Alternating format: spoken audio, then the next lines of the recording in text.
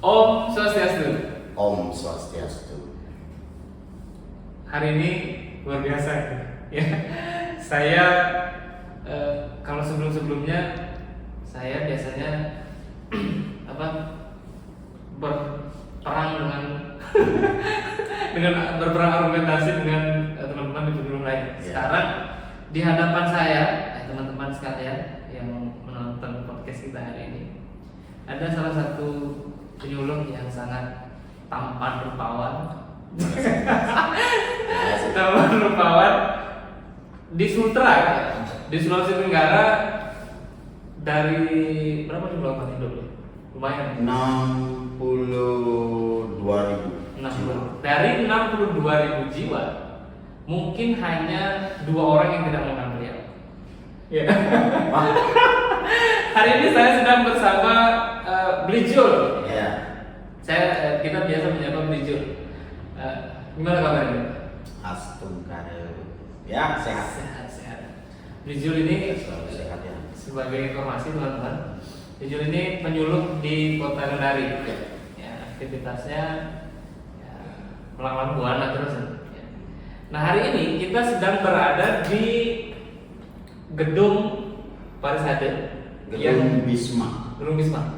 Sekretariat Sekretariat bersama. Lembaga Keagamaan Hindu Provinsi Sulawesi Tenggara dan di ruang RBKS. Nah, hari ini kita sedang berada khususnya kita berada di rumah bina keluarga Sukina. The one and only. The one and only di Sulawesi Tenggara. Jadi satu-satunya Karena di kabupaten. kemudian rumah belum terbentuk ya. Jadi ini yang pertama di Sulawesi Tenggara. Ya. Mungkin teman-teman banyak yang bertanya-tanya nih, apa rumah bina keluarga Sukina ini? Wah, ini berat pertanyaannya. Berat nih pertanyaannya. Jadi di rumah bina keluarga Sukina ini kan dibentuk sejak tahun 2023. 2023. Iya, 2023 di Sulawesi Tenggara kita sudah mulai membentuk RBKS ini, dan RBKS kan merupakan salah satu wujud dari program pemerintah tentang bimbingan kesehatan, bimbingan keluarga, kesejahteraan masyarakat kan begitu. Kemudian juga terkait kesehatan.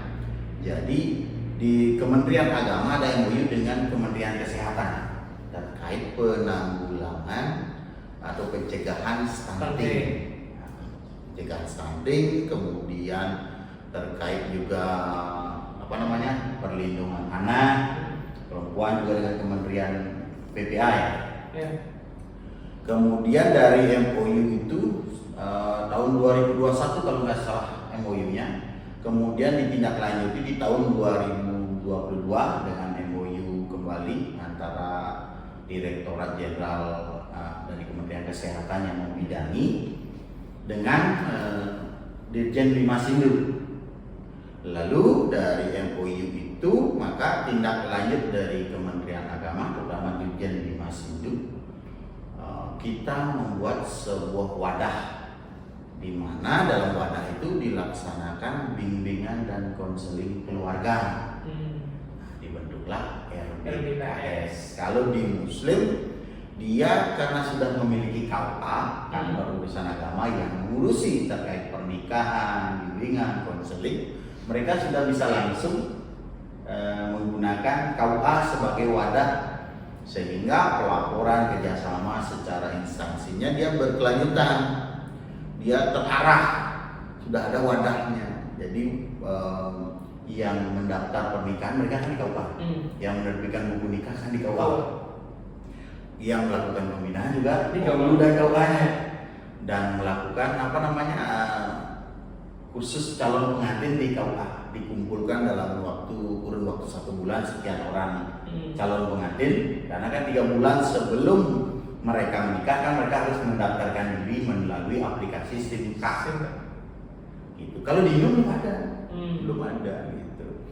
Kalau mereka sudah ada, kemudian mereka dikumpulkan lalu memanggil petugas dari BKKBN, penyuluh KB, kemudian dari puskesmas, kemudian mereka wajib melakukan imunisasi tetanus untuk perempuan yang akan hamil karena dia mau menikah dia harus imunisasi untuk kedepannya.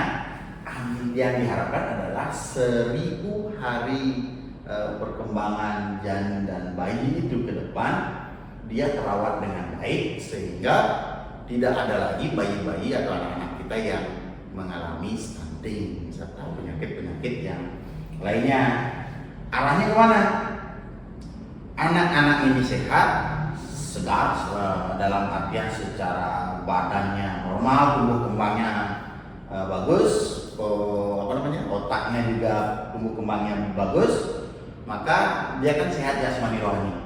Maka generasi emas menuju Indonesia generasi emas di tahun 2045, 100 tahun Indonesia merdeka akan bisa tercapai.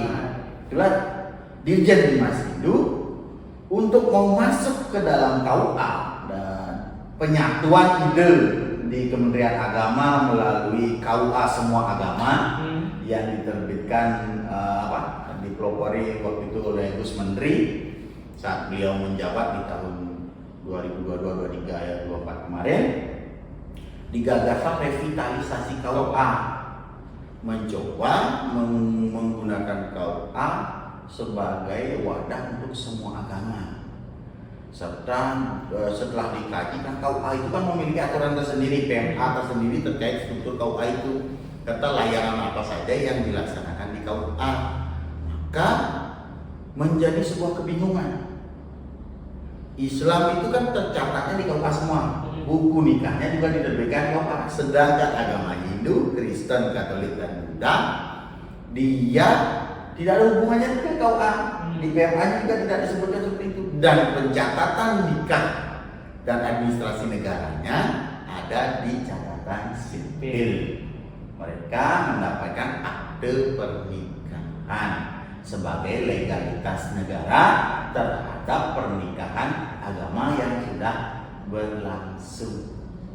Sehingga kita tidak bisa gabung di KUA. Oleh karena itulah dicoba di tahun 2023 untuk revitalisasi KUA, kemudian PMA KUA sekarang kan sudah terbit baru lagi terkait bimbingan Catin juga disebutkan di situ, kemudian bagaimana pemanfaatannya. Nah, di beberapa KUA pilot project utama di Bali sudah ada beberapa KUA seperti KUA Kintamani di Bangli sudah dia melayani juga untuk bimbingan dan pencatatan pernikahan Hindu. Namun kembali lagi buku nikahnya nggak diterbitkan di KUA, tetap dia di catatan sipil, sehingga form A1 A5 itu harus diisi lagi. Double, tidak terlaksana dengan artinya kita hanya menitip pencatatan dan bimbingan konseling di KUA untuk di Bali. Terus Sulawesi Tenggara bagaimana dengan jumlah umat 65.000 jiwa ini, dan kita merupakan yang termasuk minoritas lah di sini, dan kemungkinan kan susah sekali untuk menjangkau fasilitas ini. Maka dari itu melalui aturan yang sudah diterbitkan oleh Dirjen Dimas Hindu ya, kalau nggak salah di keputusan Dirjen nomor 180 tahun 2022 tentang juknis pelaksanaan penyelenggaraan rumah bina keluarga Sukina. Di situ disebutkan penyelenggaraan RPKS dilaksanakan oleh pemerintah dan lembaga keagamaan Hindu. Jadi struktur pembinanya, struktur di dalamnya dari tingkat pusat, tingkat provinsi, kabupaten, kota hingga sampai ke desa itu tersusun di sana. Jadi umat atau lembaga keagamaan Hindu berperan aktif di sana dalam pembentukan RPKS ini. Gitu. Setelah terbitnya juknis dari Dirjen Dimas Hindu nomor 180 tahun 2022 dilanjutkan dengan ada lagi juknis keputusan Dirjen Bimas itu nomor 179 179 apa 197 itu terkait bimbingan dan konseling pranikah remaja dan calon pengantin. Terakhir, update lagi keputusan Dirjen nomor 65 tahun 2024 tentang modul bimbingan perkawinan. Di situ terus tersusun langkah konkretnya dari lembaga. Kita kan sudah dari aturan yang muncul tahun 2022 Sulawesi Tenggara, kita sudah konsolidasi bersama PHDI Sulawesi Tenggara. Sebenarnya sudah memiliki program melalui logo Sabo PHDI Sulawesi Tenggara tahun 2021 tentang lembaga konseling pranikah. Karena kan kita paham memang masalah keluarga itu kan ini sekali.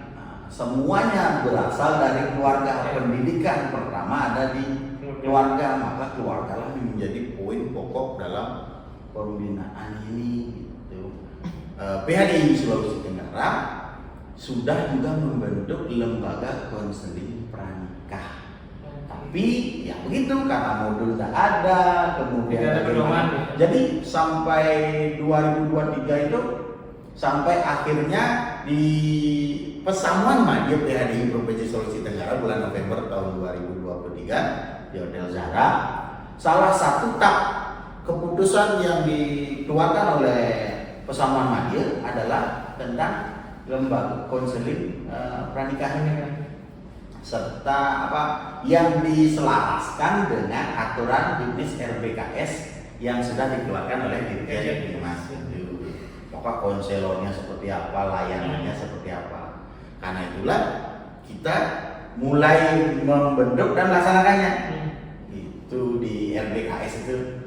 Oke, jadi ini menarik nih. Sejauh ini kan bisa dikatakan ya walaupun mungkin sudah bertahun-tahun berjalan, tapi ini kan di masyarakat umum ini hal yang cukup baru. Ya. Jadi sepertinya kalau kita lihat di desa-desa dan sebagainya, ketika mau menikah yang nikah saja harus nikah saja. Ternyata sekarang sudah ada wadah sebelum melaksanakan pernikahan.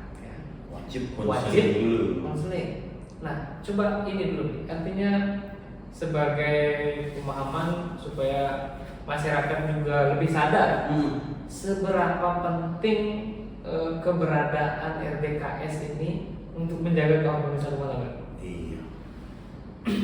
Sekarang kan kita lihat dari data dulu ya. Perceraian, data perceraian kita, Menteri Agama dia kemarin sudah merilis datanya kan. Ribuan perceraian terjadi di pengadilan dari pengadilan agama Sulawesi Tenggara saja. Dikatakan dari peristiwa nikah 100% itu berapa persen juga 38 sampai 40% ya terjadi perceraian. Ini kan menjadi pertanyaan, kenapa bisa terjadi? Apa karena pengadilan negeri atau pengadilan agama begitu mudah memutus kasus? Karena kan SOP-nya dia harus cepat, apalagi kasus perceraian ya. Paling tidak kalau sudah ada unsur A, B, C, D sudah bisa diputus dan dikatakan cerai. Dan bahkan sekarang ada tren di TikTok, di media sosial ya, anak muda sekali, baru menikah 2 tahun, setahun, 3 tahun, mereka mengupload story jandanya. Ketika mendapatkan jangan panik dulu. Mendapatkan keputusan dari pengadilan agama, dia sah bercerai dengan suaminya, langsung bikin story, bikin video ya, konten di TikTok. Apalagi yang sekarang gua tunjuk saya sudah dan siap nih. Ya. Kan? Apa ini problemnya? Ternyata banyak sekali problem sosial di masyarakat yang terjadi, sehingga untuk membentuk generasi emas tahun 2045 ini bagaimana nasib anak-anak yang ditinggalkan janda oleh orang tuanya, ditinggalkan duda oleh orang tuanya. Zaman dulu saja yang meninggal orang tuanya kan yatim dan piatu kan, nasib perkembangan anaknya kan Pasti berbeda. ya, berbeda dengan ketika ada kedua orang tua mendampingi tersebut. Jadi problem sosialnya banyak. Yang pertama itu kan pernikahan dini. Ini anak muda nih ya. Iya. Jadi umurnya belum cukup, tiba-tiba merasa cinta dan sangat luar biasa, merasa mampu menghidupi si perempuan, nikah. Bermodal I love you. Bermodal I love you. I love you. Dan akhirnya Pernikahan dini itu kalau undang-undang perkawinan nomor 1 tahun 74 kan dia bilang usia perkawinan minimal untuk perempuan kan 16, laki-laki 19. Nah, udah dianggap bisa mendapatkan buku nikah atau akte nikah. Nah, setelah berkembang kan ada protes dan ada apa namanya istilahnya evaluasi lah. Ternyata umur anak-anak ini 16 ini belum siap secara fisik dan secara mentalnya. Maka dia perlu pengembangan diri lagi. Maka di Undang-Undang Nomor 16 Tahun 2019 tentang perubahan Undang-Undang Nomor 1 Tahun 74 tentang perkawinan. Ini perkawinan ya, bukan pernikahan. Oke. Perkawinan itu berarti berkaitan dengan alat seksual. Oke. Ya, ini makanya yang bisa melakukan itu batas umur minimal untuk perempuan adalah 19 tahun. Jadi hati-hati laki-laki yang kamu berani-berani menghamili wanita gadis di bawah 19 tahun, maka kamu akan mendapatkan hukuman perlindungan anak. Apalagi dilaporkan sampai ada kemarin yang di Bali kan ramai, apalagi nih sekarang Agus Buntung sudah ramai. Di tengah gejolak Agus Buntung itu ternyata kondisinya begini. Remaja kita begitu gampang mereka keluar malam. Pernikahan dini ini kan faktornya apa? Kenakalan remaja, pergaulan bebas, uji coba, tester, apa kan? Ini catatan penting ya anak-anak muda. Jadi apa namanya barang-barang antik yang dipunya masing-masing itu jangan dicoba-coba sembarangan. Jangan dicoba. Tidak boleh. Kalau mau mencoba nanti. Kalau sudah sah. Ya, berlisensi. Artinya apa? Perempuan umur 19 sudah bisa nikah. Laki-laki di Undang-Undang Perkawinan 16 tahun 2019 sudah naik kemudian ke 21. Umur 21 itu kenapa laki-laki lebih tua daripada perempuan? Karena perkembangan otak laki-laki itu lebih lambat daripada perempuan. Makanya kalau anak-anak lebih banyak anak-anak perempuan yang pintar dan cerdas ketimbang laki-laki. Laki-laki sudah di atas umur 20 baru mulai dia kelihatan entrepreneurnya. Kemarin cukup, sekarang pintar suku dia. Itu problemnya. Makanya umurnya 21 dianggap sudah bisa mengendalikan emosionalnya. Undang-undang ini pernikahan dini. Kalau sudah pernikahannya sesuai dengan umurnya, diharapkan mereka sudah mampu, tidak ada lagi baby blues bagi perempuan yang memiliki anak, kan itu dia sudah siap. Tapi kalau masih pernikahan dini, nah ini rentan. Rentannya apa lagi? Perceraian. Ya. Benar. Selain perceraian apa? KDRT. Stres mungkin dengan kondisi keluarga yang belum dia sanggup belum berpenghasilan, kemudian masih rasa ingin mudanya masih banyak, masih ingin nongkrong bersama suaminya, terus belum berpenghasilan masih minta sama orang tua. Ini secara ekonominya. Selain KDRT, anak, potensi anak stunting sangat besar. Lahir prematur sangat besar. Kematian ibu saat persalinan sangat besar. Karena secara jasmani fisik belum siap. Apalagi masih umur 16 ya, SMA itu. Baru masuk SMA, SMP kelas 3 mungkin ya. Baru masuk SMA. Itu secara fisik belum siap.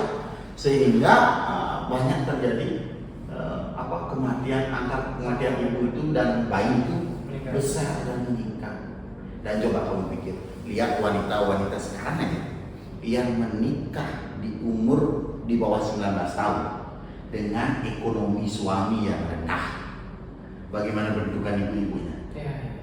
Brengsek, nggak karuan, nggak Tidak terawat, terurus, ya. tidak terurus. Benar. Padahal di umur segitu dia sebenarnya seharusnya sedang merawat Sudah dirinya. merawat diri. Ya.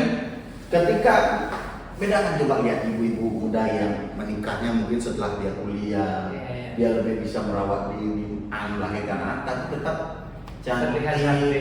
Iya, gitu. Apalagi tidak salah memilih suami. Ini penting nih. Tidak salah memilih suami. Kalau salah memilih suami ya begitu. Kamu baru umur kelahiran 95 misalnya. Udah punya anak satu, udah bongsor nggak jelas. Udah seperti ibu-ibu umur 35, 40 tahun. Maka dari itu berhati-hati perempuan.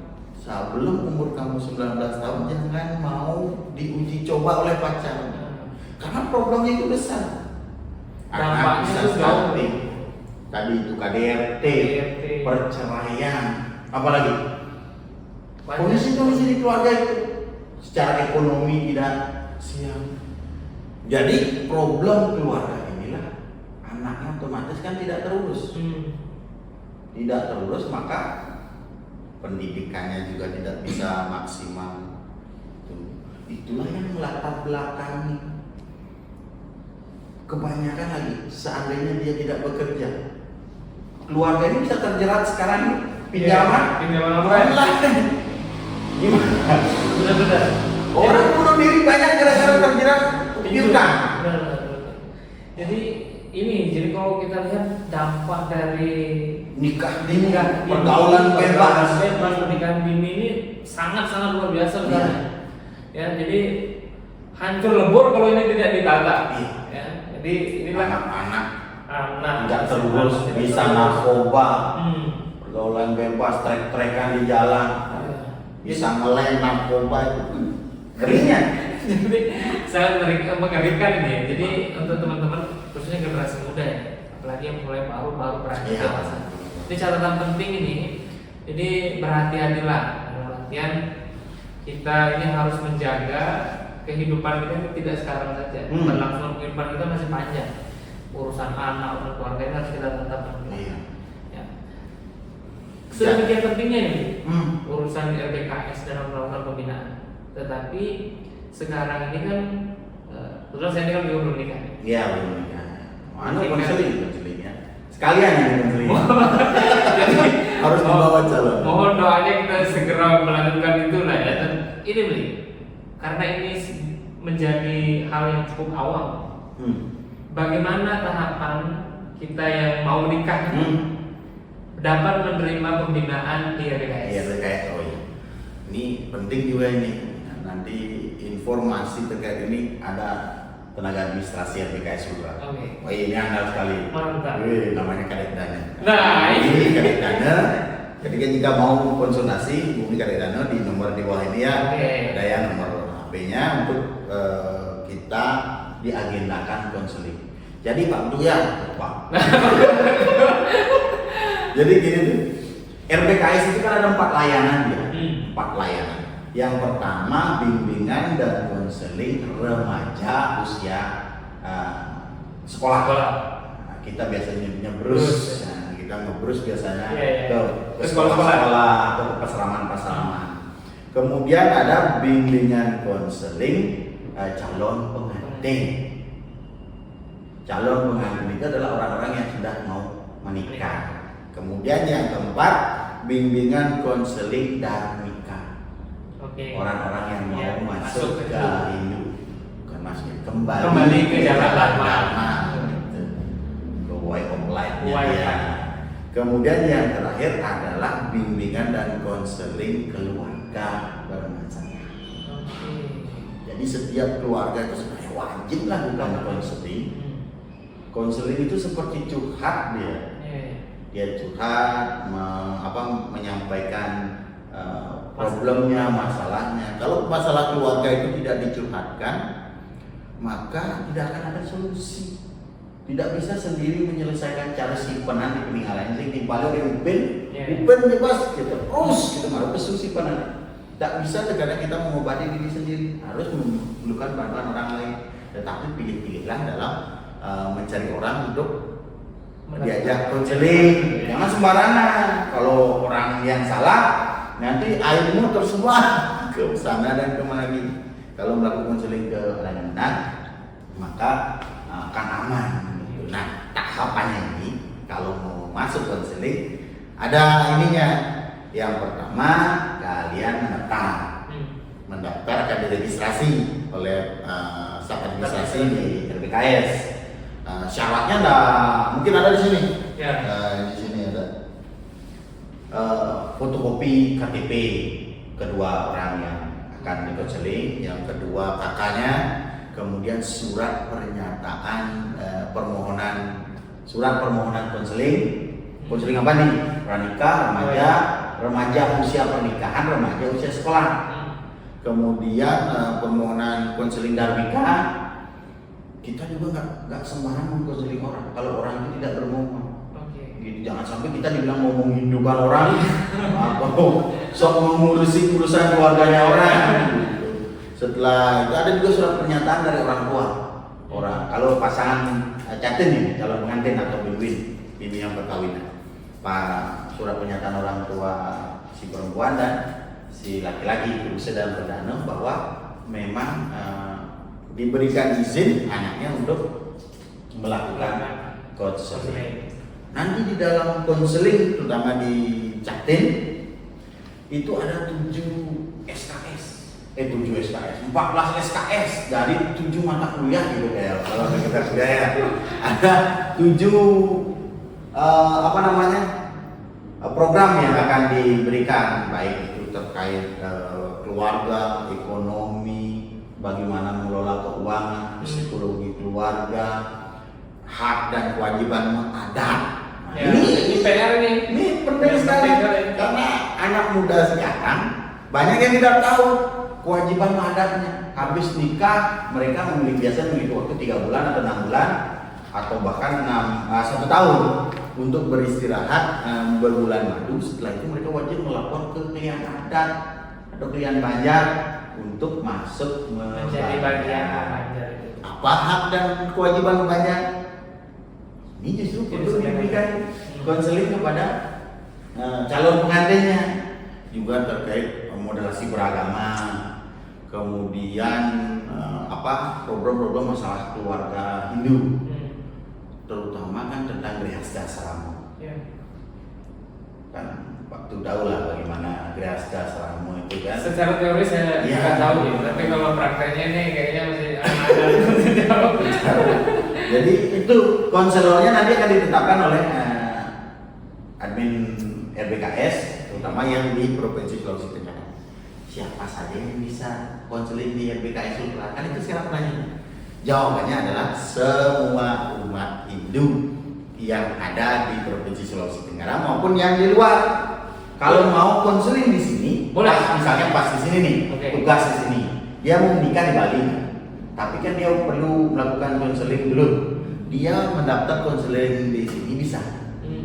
Nanti setelah mereka menjalani 14 SKS ini, minimal 3 bulan sebelum mereka menikah sudah mendaftar. Jadi di konseling mereka akan mendapatkan piagam atau patra prawiwaha yang digunakan sebagai dasar mengajukan atau mendaftarkan perkawinan di PHDI setempat, PHDI desanya atau PHDI yang biasanya melaksanakan perkawinan ini selain adatnya. Setelah mereka mendaftar kan akan ada citra wiwaha. Kalau di Sulawesi Tenggara kan kita berlaku citra wiwaha ya. Bukti sahnya seorang pengantin, seorang pasangan pengantin mau dalam menikah, dia akan mendapatkan citra wiwaha atau patra wiwaha itu, surat bukti pernikahan yang digunakan sebagai dasar untuk pengajuan akte perkawinan di catatan sipil. Itu prosedurnya dia. Ini sangat luar biasa. Jadi kita mendapatkan pengetahuan yang sangat luar biasa. Ternyata RBKS ini tidak hanya mengurus urusan yang mau menikah saja. Ternyata yang keluarga dan nikah, kemudian keluarga bermasalah, kemudian remaja usia sekolah juga diberikan ruang untuk mendapatkan konseling di RBKS. Ya, jadi terima kasih nih Bin, sangat luar biasa. Ada satu lagi tuh. Apa itu? RBKS itu kan di Sulawesi Tenggara kan baru ada di tingkat provinsi. Ya. Terus di tingkat desa orang yang mau menikah bagaimana? Itu bagaimana? Nah, apakah mereka harus ke Kendari atau bagaimana? Nah, pilihannya satu, jika mereka pas lagi ada di Kendari dalam bekerja atau bertugas atau berdomisili di Kendari, bisa melakukan bimbingan catin di RBKS provinsi. Tapi kalau bertempat tinggal di desa atau di kampung masing-masing, TAP nomor 4 keputusan Persamuan Madya PHDI Sulawesi Tenggara tentang bimbingan konseling pernikahan, di situ ditetapkan bahwa penyelenggaraan bimbingan perkawinan bisa diselenggarakan oleh PHDI desa. Jadi ketika tidak perlu harus ke Kendari dong. Mesti di Kendari. Mesti RBKS-nya diselenggarakan oleh PHDI desa. Bagaimana prosedurnya sudah ada di TAP 4 hasil persamuan Madya ini sudah dibagikan di PHDI desa semuanya. Jadi rangkaiannya itu mereka mendaftar kepada PHDI, tentunya membawa berkas yang sama, KTP, kopi KK, kemudian surat pernyataan, kemudian foto juga, foto couple antara pasangan suami istri ukuran 6x4 ya, 6x4. Setelah mereka mendaftar di PHDI desa setempat, PHDI desa akan menerbitkan sebuah kertas kontrol bimbingan perkawinan. Jadi BIMWIN itu Catin itu calon pengantin itu bebas melakukan konseling, misalnya Parti Kendari, konseling tentang psikologi keluarga. Kemudian pas di kampung mereka juga wajib melakukan konseling di kesehatan. Kan ada dua materi 4 SKS ini tentang kesehatan reproduksi dan tentang pencegahan stunting. Yang ini diisi oleh penyuluh KB atau tenaga nakes di puskesmas. Kalau mereka sudah mengisi ini, ada 7 mata pelajaran termasuk mereka wajib ke puskesmas ini dan mendapatkan imunisasi. Ada surat pernyataannya nanti, surat dari puskesmas bahwa mereka telah mengikuti konseling tentang kesehatan reproduksi dan pencegahan stunting, juga sudah melakukan imunisasi tetanus. Maka Parisade Desa menerbitkan patra prawiwaha dan memberikan rekomendasi pernikahan. Baru Parisade Desa menerbitkan citra wiwaha saat wiwahanya sambraha wiwahanya terjadi. Itu baru diproses ke catatan sipil. Nah, di sini problemnya sekarang tidak semua PHDI desa dan kecamatan secara ini melakukan ini, dan bahkan masih banyak peristiwa nikah kita di Sulawesi Tenggara yang tidak tercatat di catatan sipil. Benar-benar ini. Ya. Karena mereka tidak berkoordinasi, tidak berjenjang. Harusnya ketika mereka mendaftar pernikahan di PHDI desa Diki wajib memiliki form A1 dan A5 ya. A1 A5 Pak, N1 N5 namanya. Formulir pernikahan yang harus disetorkan di catatan sipil. PHDI desa itu harus punya. Jadi ketika catin datang, selain konseling mendaftarkan citra wiwaha, mereka juga mendapatkan formnya untuk diisi, sehingga one way, satu kali jalan selesai. Bila perlu, kalau zaman dulu tuh ya, ada yang namanya pegawai pembantu pencatatan perkawinan hidup P4H, yaitu kedua lembaga ini yang membantu mengurus sampai terbitnya akte perkawinan. Cuma tidak ada gajinya, dia dibebankan pada calon pengantinnya. untuk transportasinya P4H ini. Nah sebenarnya ini sekarang bisa juga kembali digemakan gitu untuk P4H ini, terutama PHDI desa. Artinya ragu sing manapo pengurusan kami kau sing ada penghargaan kadang-kadang begitu PHDI desa kan ngayah politik ideal gitu. Nah yang betul-betul sing membayar gitu, maka untuk pengganti uang transportnya bisa dilakukan seperti itu, sehingga tidak lagi ada sidang pernikahan lagi karena sudah saja bertugas yang membantu catatan sipil. Perlu dicatat satu lagi, umat Hindu kalau menikah tidak memiliki akte perkawinan, maka hak atas perkawinan, harta gono gini dan perlindungan hukum positif tidak akan mendapatkan apa-apa. Karena tidak tercatat. Karena tidak tercatat dan tidak diakui negara. Ya. Masih dibilang kumpul kebo.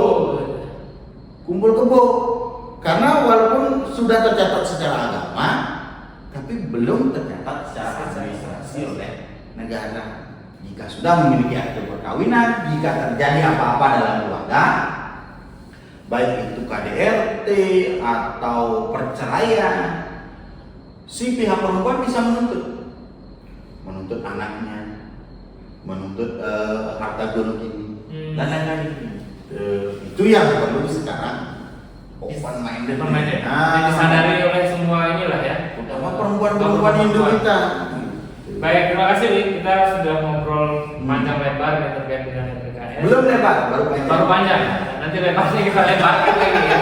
Nah, sangat penting sekali keberadaan RPKS ini. Tentu khususnya kalau saya sih fokus ke generasi muda ya. Karena kita anak muda ini perlu mendapatkan pembinaan, penguatan sebelum melangkah ke jenjang yang berikutnya.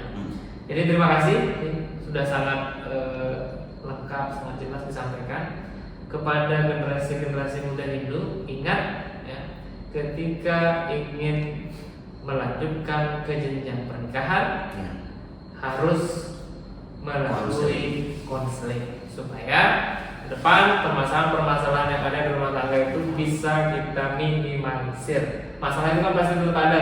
Pasti ada. Permasalahan keluarga pasti tidak pernah tidak ada. Ya. Bagaimana kita menyikapi itu? Ya tentu akan lebih bijaksana ketika mendapatkan pembinaan di awal. Sangat berbeda. Ya, kamu hidup melajang sendiri, Truna-truni masih bajang sendiri, ketimbang kamu menikah. Kapan kamu memutuskan menikah, maka disitulah tantangan kehidupan mulai dilakukan. Ibaratnya kita masuk hutan rimba, jadi persiapkanlah diri, senjata dan sarana prasarananya untuk membawa hutan dan membangun bahtera rumah tangga. Quotes of the day. Baik, terima kasih. Please sekali lagi terima kasih atas segala pengetahuannya. Ini sangat luar biasa menambah wawasan kita. Kita akan kembali pada pembahasan kita berikutnya. Kita tutup bersama dengan Parma Santi. Om Santi Santi Santi.